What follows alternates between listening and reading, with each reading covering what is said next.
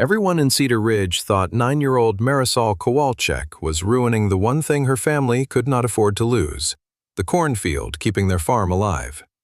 At first light, she moved quietly between the straight green rows with a cloth seed sack over one shoulder, pressing tiny clover seeds into the bare soil as if she had done it 100 times before. She never explained herself.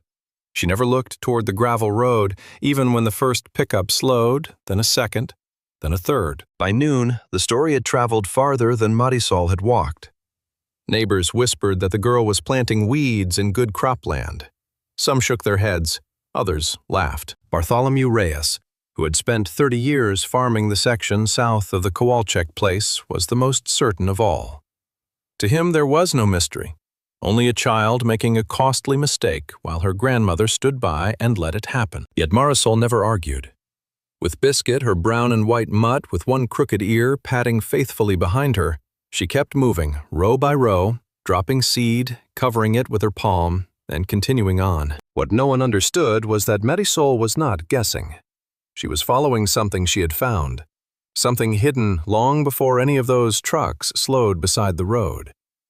And if she was wrong, her family might pay for it with far more than a failed crop. If she was right, the whole town was about to learn it the hard way. For the real reason Marisol kept planting was hidden inside something no one else in Cedar Ridge had bothered to open for years. 3 winters earlier, her grandfather had died, and with him went the steady hands that had held the Kowalczyk farm together through bad prices, broken machinery, and dry summers. Since then, Annalise had learned to stretch every dollar. The bank still held a note against the equipment shed. Fence wire was patched instead of replaced. An aging tractor sat under a tarp because repairing it would cost more than the family could spare. Yet every night for 2 weeks, while Annalise balanced bills at the kitchen table, Marisol sat beneath the yellow lamp with her grandfather's water-stained journal open across her knees. The pages smelled faintly of dust and old barns. Between weather notes, planting dates, and cramped observations about the soil, she found pressed clover leaves and scattered entries from 2 difficult growing seasons. There was no perfect formula, no promise that clover would save anything. Only questions, comparisons, and small details about cooler ground, better moisture, and corn that seemed to hold on longer when the rain failed. Marisol read the same pages again and again, trying to understand what her grandfather had noticed. To everyone else, the journal was an old notebook. To her, it was the last conversation she could still have with him, and perhaps the only clue her family had left. One line kept pulling her back each night. Then the clover came up, and with every new green leaf, the whispers around Cedar Ridge grew louder. By early summer, Marisol's rows no longer looked like anyone else's.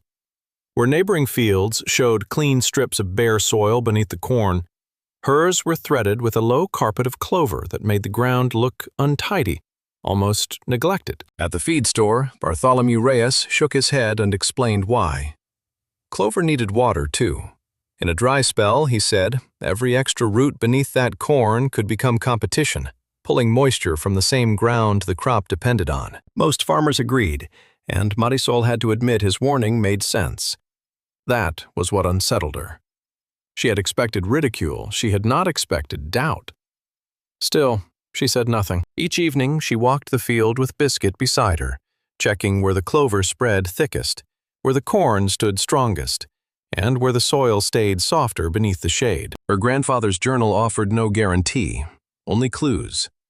Clover could draw nitrogen into the soil, cover exposed earth, slow the sun from baking moisture away, and help tired ground rebuild over time. But Bartholomew was not foolish, and Marisol knew it. If the summer turned dry, he might be right, so she kept watching, measuring, and waiting. Then one afternoon, someone from the county office knelt in her field, pressed a hand into the soil, and noticed something no one else had beneath. But just when Marisol finally saw the first sign that her grandfather might have been right, the sky turned against her. Eustace Wren, the county agricultural extension specialist, walked the Kowalczyk field one hot July afternoon and knelt between the corn rows without saying much. He pushed his fingers through the clover, broke apart a handful of soil, and compared it with the exposed ground near the field edge. Cooler down here, he murmured. That was all. It was not proof, but for Marisol, it was enough to make her heart lift. Then, 2 days later, dark clouds rolled over Cedar Ridge and dumped nearly 3 inches of rain in less than 2 hours. Water rushed between the rows, carving muddy channels, flattening young clover, and ripping whole patches loose before carrying them downhill. By morning, parts of the field looked ruined. Bartholomew stood at the roadside studying the damage with the sad certainty of a man who believed nature had settled the argument. Marisol said nothing. She only stared at the washed-out rows, then went to the shed for the seed bag. For 4 straight evenings, while Biscuit followed through the mud, she replanted every damaged patch by hand. She replanted with still greater care. Her fingers blistered, her knees ached, and some neighbors assumed she was too stubborn to admit defeat. But Marisol had learned something from her grandfather's journal that no storm could wash away. An idea only matters if you are willing to tend it after it breaks. But the next challenge came from the one person Marisol had every reason to ignore, and instead, she chose to listen. A few days after the storm, Bartholomew Reyes sat at Annalise's kitchen table with coffee before him and explained his concern more carefully. Clover had value, he admitted, especially in pasture rotations. But in the driest weeks of summer, it could still compete with corn for precious moisture. This time, Marisol didn't hear criticism. She heard information.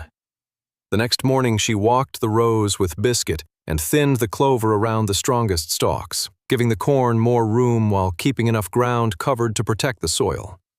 Her grandfather's journal had started the experiment, but Marisol was learning that good farming meant adjusting when the land, or even a skeptic, showed you something useful. Then the pressure became more serious. Cornelius Aldgate, the banker holding the farm's loan, arrived in a spotless car and stepped into the dust in polished shoes. He studied the clover woven through the corn and gave a short laugh. "The bank doesn't lend against good intentions," he told Annalise. Marisol looked toward the equipment shed and understood what he meant. If the harvest failed, they weren't just risking a crop. They could lose part of the farm her grandfather had spent a lifetime holding together. For the first time, the clover no longer felt like an experiment. It felt like a wager on whether their family would still be there next spring. Then the season stopped asking who was right and began demanding proof from every field in Cedar Ridge. The rain did not vanish overnight. It faded week by week until the creek ran low, dust hung over the gravel roads, and shallow wells dropped farther each morning. By late August, pasture grass had turned the color of old rope. Farmers crowded around weather reports at the feed store, then stepped outside to search an empty sky for clouds that never came. Bartholomew's corn began curling inward under the heat, its stalks shorter, its ears smaller, its lower leaves drying at the edges. Other farms looked much the same. By mid-September, no one called it a dry spell anymore. It was a drought. That was when Cornelius Aldgate returned, expecting the Kowalczyk place to be among the worst. He had not forgotten the clover, and he certainly had not forgotten his warning.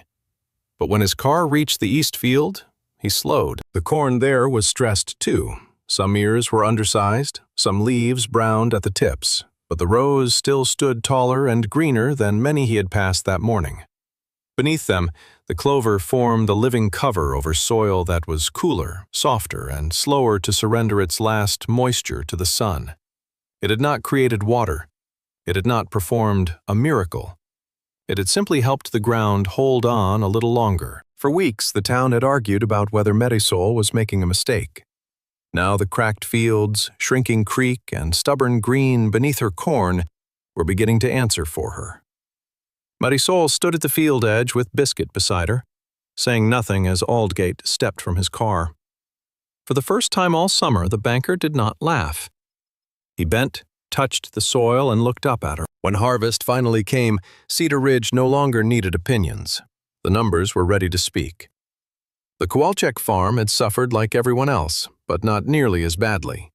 Their corn yield was below a normal year, yet the loss was modest compared with the fields around them. Bartholomew's harvest, by contrast, had fallen by almost half. Eustace Wren returned with soil tests showing that Marisol's east field still held more moisture and organic matter than neighboring ground. Then Annalise opened Henry's old journal again. Tucked among rainfall notes and planting dates were records from 2 earlier drought years, both showing the same pattern. Sections planted with clover had quietly outlasted the bare rows. What Marisol had tried was not a miracle. It was a lesson her grandfather had already tested and left behind. Still, the most important proof came weeks later, on a frost-bitten November morning, when Bartholomew walked up the lane with his cap in both hands. He stood at the edge of the harvested field for a long moment before looking at Marisol. "I was wrong," he said. No excuses, no speech, just 4 words from a man who had spent 30 years believing experience always gave him the final answer. Marisol did not smile in victory. She did not remind him of the feed store jokes or the warnings at the kitchen table. She went to the shed, returned with a small sack of leftover clover seed, and held it out to him. Bartholomew stared at it, then at her. In that quiet exchange, the season became about more than corn.